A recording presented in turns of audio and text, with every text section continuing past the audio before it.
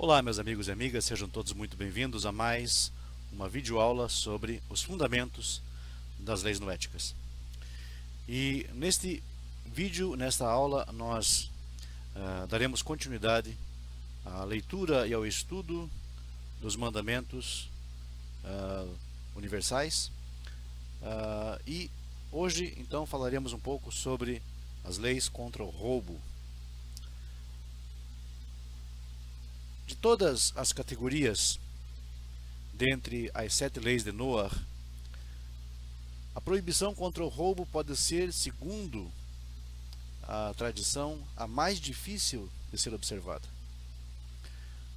Por quê? Porque o mandamento contra o roubo implica na ideia do direito à propriedade, que geralmente é confundida pelas pessoas que facilmente acreditam no direito de agir ou possuir determinadas coisas que estão além dos seus direitos reais.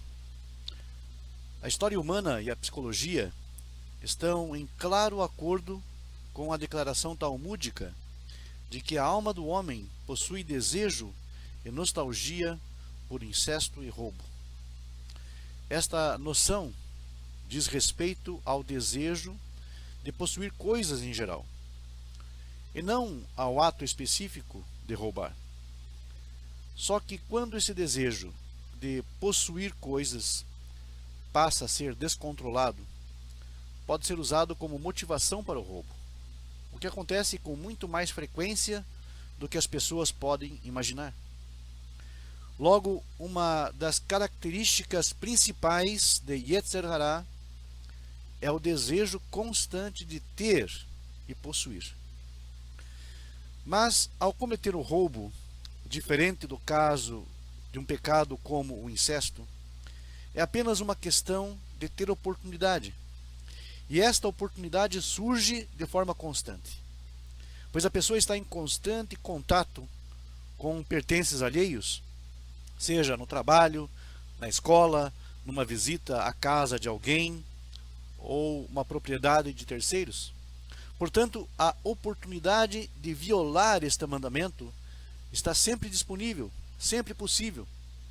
Ademais, o mandamento contra o roubo inclui aspectos que, sem o devido estudo, podem iludir a pessoa, levando-a a pensar que são tipos de comportamento admissíveis. Ou seja, leva a pessoa a tentar justificar atos errados, como se eles não o fossem. Portanto, constantemente rever as leis contra o roubo é um dever nosso e algo de realmente muita importância. O roubo no Pacto Universal é uma categoria geral com várias porções e é virtualmente identificada na Torá oral, a qual apresenta 16 mandamentos relacionados ao tema de tomar aquilo que não nos pertence. Isto significa que a vontade de Deus é realmente idêntica, seja a pessoa um israelita ou um noahide. A única diferença legal detectável refere-se a um objeto roubado que tenha valor menor do que uma perutá. Perutá era, digamos assim, uma moeda corrente na época talmúdica.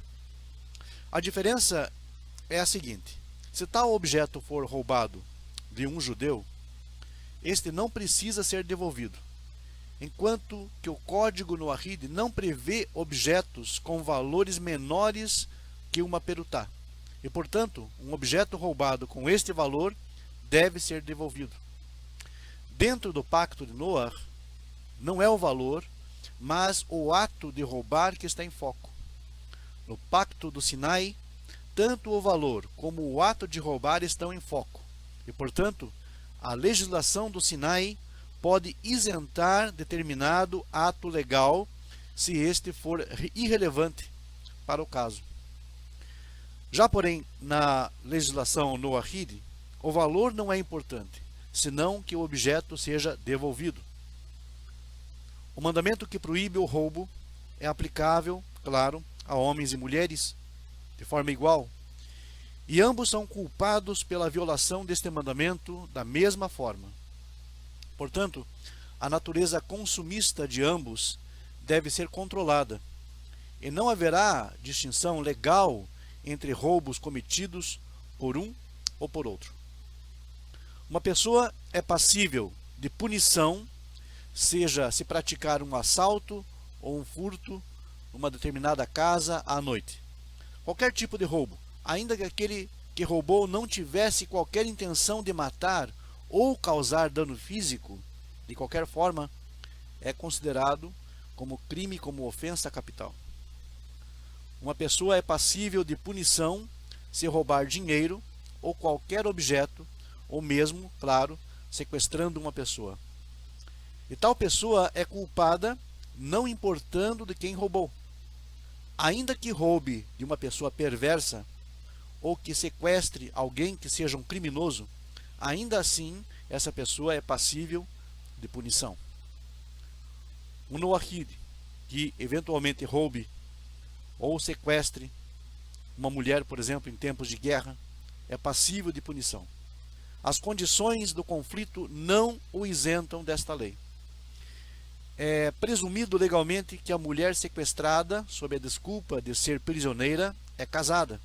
Ou seja, pelas condições do conflito, ele deve considerar que qualquer dos prisioneiros e prisioneiras foi separado de sua família, e não deve aceitar o testemunho dos próprios prisioneiros para definir o status legal daquela pessoa que foi sequestrada. Portanto, uma mulher prisioneira é considerada com o mesmo status legal da mulher casada, sendo então proibida. Apenas no final do conflito é que se poderá julgar o caso e o status de uma mulher ou homem que foram feitos prisioneiros. Os Bnei Noach são proibidos de incitar guerras por conquistas de território. Mas caso a guerra ocorra no processo em que determinada terra é explorada, e em meio a isso determinada nação noahide tenha conquistado o local, esta terra pertencerá a esta nação pós-facto.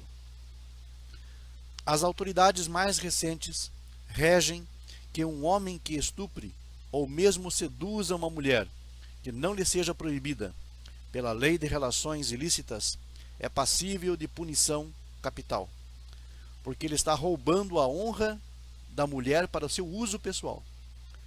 Casos típicos daqueles que engravidam moças e as abandonam em seguida. Tais pessoas são passíveis de punição pelo tribunal caso não assumam suas famílias. Mas aquele que estupra é passível de pena capital, mesmo que seja solteiro e a sua vítima igualmente solteira, e mesmo que ela não lhe seja legalmente proibida. Este julgamento, entretanto, se aplica para um homem que tenha seduzido uma mulher e não para uma mulher que tenha seduzido um homem. No caso de uma mulher convencer um jovem a ter intimidades com ela, como prostitutas, etc., esse é o caso. Uma mulher é considerada incapaz de verdadeiramente seduzir, ou seja, de persuadir ou forçar um homem a ter intimidades com ela. Porque o homem deve ter uma ereção para qualquer intercurso sexual. E, portanto, o seu envolvimento no ato é admitido como voluntário. Portanto, aquele que profanar a sexualidade com uma prostituta ou qualquer mulher que o tenha seduzido a isso, será responsável pelo seu ato completamente. Os sábios da era talmúdica tiveram um debate sobre se os Bnei Noach tinham como parte da sua tradição a advertência contra o aumento abusivo de preços antes da entrega da Torá. Em meio a isto, concluíram que estes mandamentos afetam a judeus e noahides, porque foram outorgados a Moshe Rabbeinu, no Sinai, e não simplesmente porque Deus tenha explicitamente ordenado aos noahides antes. Um princípio geral das 7 leis de Noach é que a sua obrigatoriedade foi confirmada na revelação do Sinai. O grande sábio Nachmanides, o rabino Moshe ben Nachman, conhecido como Ramban, declarou que um dos princípios dos mandamentos é a proibição contra o roubo, denotando a sua importância desta forma.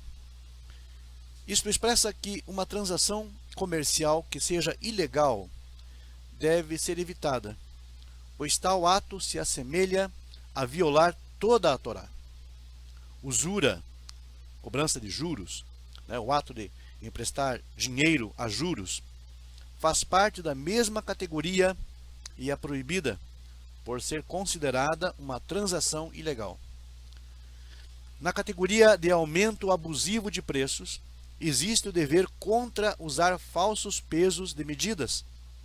Isso se aplica a qualquer vendedor ou comerciante, seja vendedor de alimentos, pedras preciosas, ou mesmo aquele que não trabalha com produtos, e sim com valores, como está escrito: não pervertereis o juízo, nem a medida de comprimento, nem peso e nem volume. Vaikra 19:35. Da mesma forma pela qual falsos pesos e medidas são proibidos, é de forma similar proibido possuir instrumentos de medição inadequadas, como está escrito: não terás no teu bolso pesos diversos, um grande e um pequeno. Devarim 25:13. A ideia aqui é a de que, desde que o sustento da pessoa vem da providência divina, a pessoa deve merecê-lo por sua honestidade e não com trapaças. Nos tempos talmúdicos, a margem de lucro de um comerciante era de 1/6 do valor do produto. Mas desde que a margem de lucro é considerada relativa e subjetiva à situação econômica do país, deve ser determinada pelo sistema comercial de cada nação, em cada geração. O Noahid, que tenha violado o mandamento contra o roubo, sendo portanto passível de punição, não é obrigado a devolver um objeto roubado por intermédio de uma declaração sob forma de mandamento. Desde que ele tenha tomado objeto, deve ser levado a tribunal.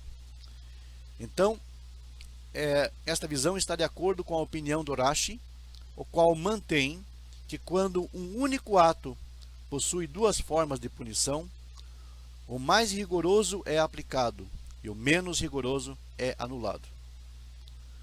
Outras autoridades mantêm que este princípio expresso pelo Rashi aplica-se somente aos judeus e à legislação do Sinai, e que quando um Noahid comete roubo, ainda que seja passível de pena capital, deve devolver o objeto ao dono.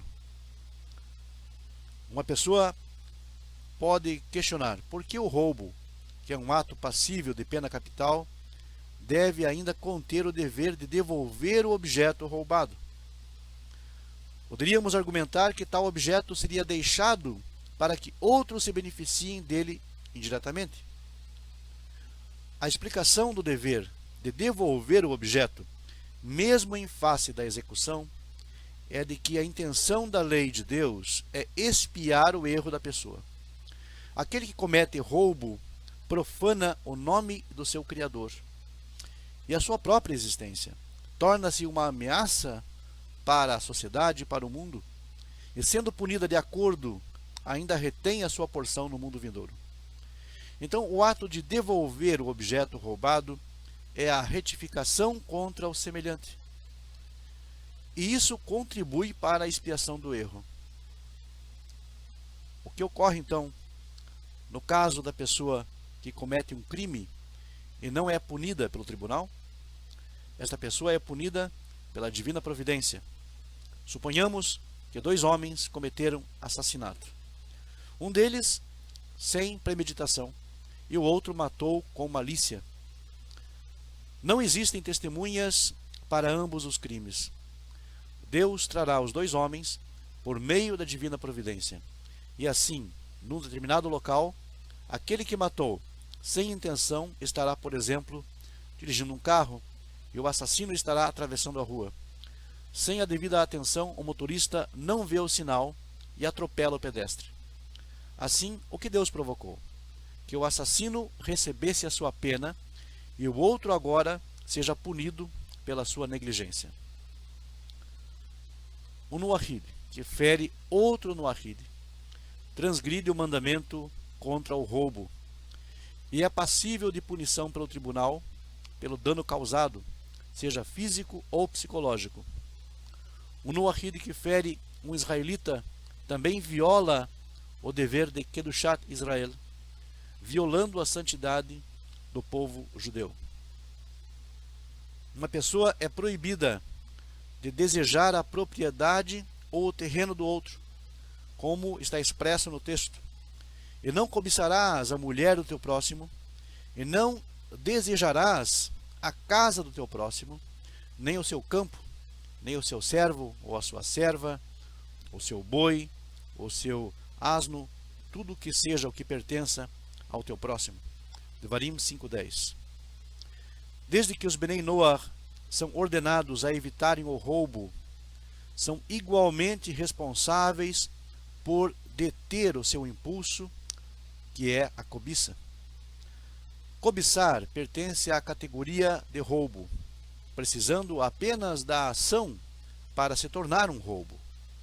Mas enquanto o desejo é cultivado no coração, a pessoa pode tentar outras vias, como pressionar para que a pessoa lhe venda o imóvel, ou tenha problemas com a esposa, etc. O que é considerado uma derivação do roubo.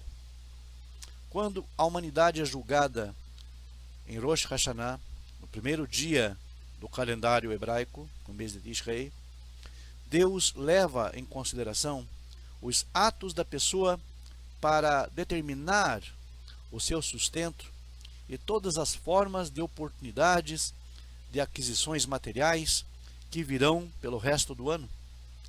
Nada que a pessoa faça pode adicionar a estas oportunidades e estes pertences. Esses pertences não lhe serão tirados. Como expressou Shlomo, a bênção do Eterno traz a riqueza e nada é acrescentado pelo afã da sua busca. Mishlei 10:22. Assim, o desejar o que pertence a outro, e portanto o ato de cobiçar, é como desprezar o julgamento de Deus, desprezar a confiança nele. Pois está dito, quem é rico é aquele que está satisfeito com aquilo que tem. É proibido entrar na propriedade alheia sem aviso prévio, mesmo que para pegar um objeto que lhe pertence, pois tal ato se assemelha ao roubo. Ao invés disso, deve-se pedir ao proprietário dizendo, por favor, este objeto me pertence e eu gostaria de pegá-lo. É proibido alterar a dimensão da propriedade, da própria propriedade, movendo o marco ou a cerca do terreno para dentro da propriedade do seu vizinho, diminuindo o terreno dele, como está escrito, não removerás o limite, a herança do teu companheiro que fixaram os antecessores para diminuí-la. Devarim 19:14. O ato de usurpar o terreno alheio, movendo o marco, ou a cerca, ou o muro, envolve a ideia de competição desonesta. Por exemplo, caso a pessoa tenha um negócio numa área e seja o único com esse tipo de negócio, e alguém venha e abra outro do outro lado da rua, o mesmo tipo de negócio. Isto é como remover o marco do teu próximo. Ou, atualmente, prevalece a ideia de duplicação de trabalhos de áudio e vídeo sem permissão, mesmo que para uso privado, o que também é como remover o marco do teu próximo. Pois quem age assim está sangrando a fonte de renda do seu próximo. Na mesma proporção, a questão de violação de direitos autorais, a questão de não citarmos fontes quando usamos material alheio. Isso é algo condenável pela tradição, seja tanto para judeus como para noahides. Pirkei Avot, no capítulo 6, verso 6, diz claramente que aquele que fala algo em nome de outra pessoa, isto é, citando a sua fonte, traz um bem comum e a redenção do mundo. Então a gente percebe que muitas pessoas usam material alheio, não citam fontes e acabam, digamos, cometendo uma espécie de roubo pela própria lei judaica e pela lei noahide. Então é muito importante citarmos as fontes de onde nós apanhamos material, apanhamos ideias, para que não venhamos a cometer esse tipo de infração. É um pecado, é um erro muito grave contra o Criador e contra a lei universal e mesmo contra a lei judaica. É proibido reter também o salário de um trabalhador. Caso uma pessoa contrate outra para trabalhar, deve pagar essa pessoa na conclusão do seu trabalho, não importa que tipo de acordo tenha feito com relação ao tempo de serviço, nem se por acaso o costume do lugar for outro. Acabou o serviço, deve ser pago. Este crime é similar a se recusar a pagar um dinheiro que se tenha tomado emprestado, ou a recusar a devolução de um objeto emprestado. É a mesma gravidade. Todos esses atos são proibidos pelo verso: não trapacearás o teu próximo e não o extorquirás. Vaikra 19:13. Um empregado que trabalhe no campo ou num restaurante é permitido comer do fruto do campo ou da comida do restaurante, contando com o conhecimento do proprietário. Portanto, caso uma pessoa trabalhe como estocador de produtos na lavoura, ele pode comer das frutas ou do fruto daquilo que estoca. De forma similar, caso ele cozinhe, pode provar daquilo que se prepara. No entanto, mesmo no caso em que haja amizade entre o empregado e o empregador, o empregado apenas pode usufruir daquilo com que está trabalhando, e nada mais. Caso o empregado tome do produto que trabalha e coloque num cesto e o leve para casa, estará cometendo roubo. Caso alguém roube qualquer quantia, mesmo no menor valor monetário corrente, e então venha outro e lhe roube aquilo, ambos transgridem proibição contra o roubo. Terminamos assim o resumo das leis relativas aos casos de roubo, segundo a lei universal, segundo os princípios noahides. Espero que tenha sido de proveito a todos os amigos e amigas, e até uma próxima oportunidade, se o Eterno assim nos permitir. Até lá.